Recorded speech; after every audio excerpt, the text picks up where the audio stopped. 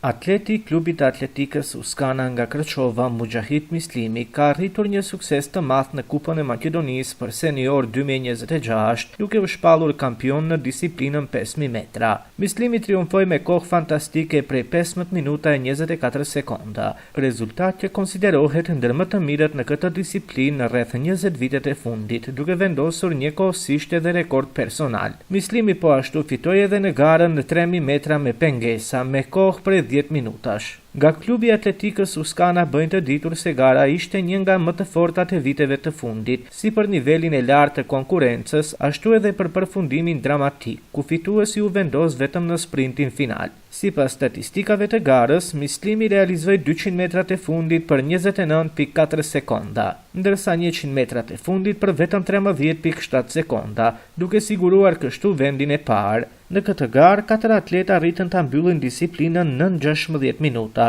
çka dëshmon nivelin e lartë të konkurrencës. Ky sukses paraqet një rezultat të rëndësishëm për atletikën krçovare dhe për klubin e atletikës Uskana.